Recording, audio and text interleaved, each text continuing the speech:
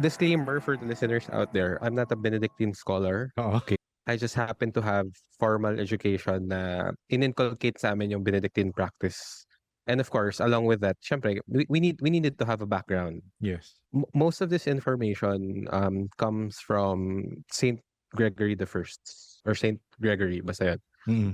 Siya kasi yung parang biographer ni Saint Benedict. So, ang main question kasi dyan muna is, bakit ba laging related kay Saint Benedict whenever, we're dealing with evil spirits, Yes, oo with nga. demonic entities, ganun. Kasi, throughout Saint Benedict's life, the devil always had a target on his back. So, there were multiple instances during his lifetime where the devil really wanted to kill him. The devil saw him as a threat. Doon nagsimula yung idea na if you are dealing with evil intentions, evil spirits, demonic entities, even di ba, the church itself, when conducting exorcisms, they call upon Saint Benedict. Saint Benedict kasi he's a monk. Monk siya Okay. nag-develop ng monastic life. So he founded the Benedictine monk. He founded Monte Cassino sa Italy. Yung medal before, nobody knows exactly when it first came or when it originated, pero naging popular siya because of Pope Leo IX. Okay. So si Pope Leo IX, when he was young, he nearly died of a snake bite. So nakagat daw siya ng snake, so muntik na siya mamatay. And then when he was about to die, he called upon Saint Benedict and the Benedictine cross. So sabi nga parang hindi na siya nakakapagsalita. So he lost the ability to speak, and most people gave up on him na parang lost cause na yan. He's probably not going to make it. When he was praying to Saint Benedict, he was praying to his cross, gumaling siya. When he became Pope in 1049, yun, doon na nagkaroon ng idea na gawan natin ng medal si Saint Benedict. Or parang let's honor him. So sa kanya nag-start? So, oo based sa research ko, siya yung nag-popularize nung medal. Oo.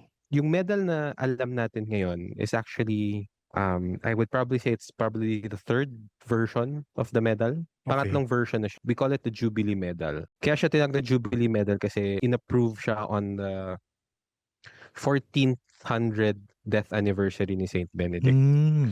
They were celebrating his 1400 death Ang tagal na niya birth patay, no?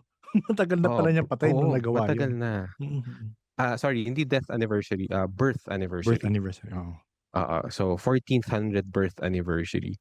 So yun yung alam natin na medal ngayon.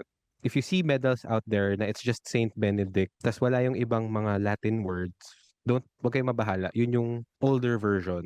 Ngayon kasi marami na siyang Latin inscriptions. Before kasi yung first medal that was around parang before the 1800s. Ano lang siya, it's just Saint Benedict with a cross, and then yung sa likod, Latin inscriptions.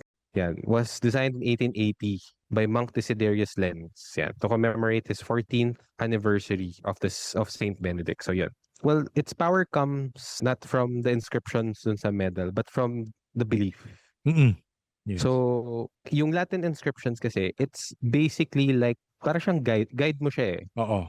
So, katulad nga ng parang CSPB, parang Cruz Sancti Patri Benedicti, the Holy Cross of Saint Benedict. So, you call upon the Holy Cross of Saint Benedict to protect you. Diba? And then, Vade Retro Satana, yan yung mga chants or yung mga phrases. It alludes to the times where he was fighting demons. Oo. Kaya ganun siya. May ako dito eh. Sorry, may kodigo ako dito okay. Ayan, so Vade Retro Satana. So sabi dyan, Vade Retro Satana means, begone Satan, never tempt me with your vanities. Yan. Okay. So, non Draco sit mihi dux, NDSMD, may the dragon never be my leader. So, yan. Kasi, for some reason, they allude parang Satan or the demon to a dragon. To a dragon.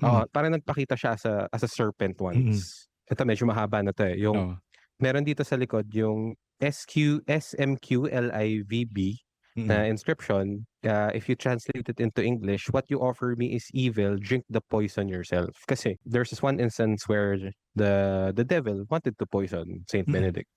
So, yung mga Latin inscriptions, yung chants, it alludes to all the times where Saint Benedict was successful in fighting demons and evil intentions. Kaya yun yung ginagamit as parang panlaban. Again, sabi dito, it's a spiritual shield.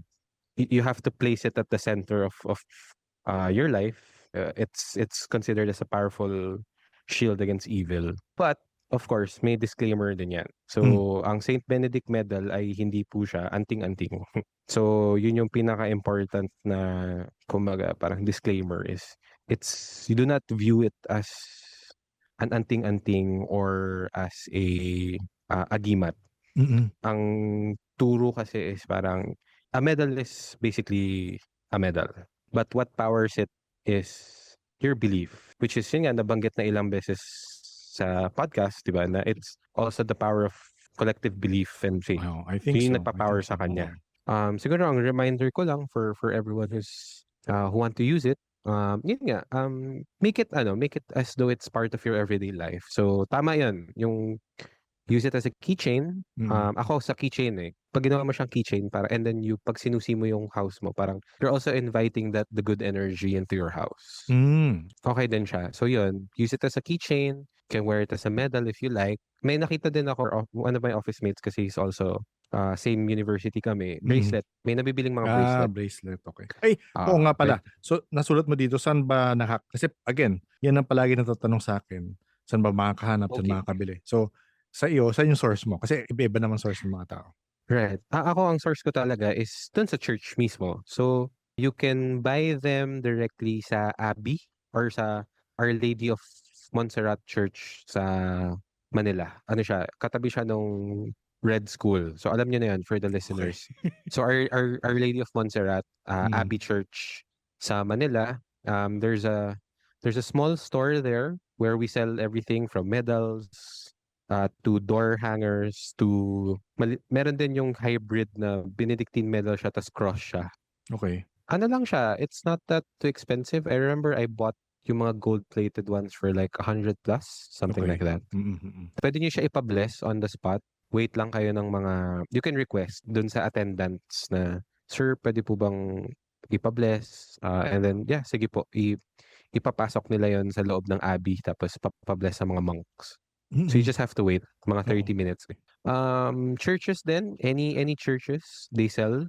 Okay. So okay lang naman if hindi kayo makapunta sa Our Lady of Montserrat. Sa mga simbahan meron yan. And then St. Paul's in St. malls. Paul's, yeah. So ako, I suggest kung talagang mapupuntahan nyo si Our Lady of Montserrat, yung Abbey Church, mas okay doon kasi proceeds go to their staff. And also because, syempre ano na rin, parang pilgrimage na rin, you get to see the church, the artworks dun sa church.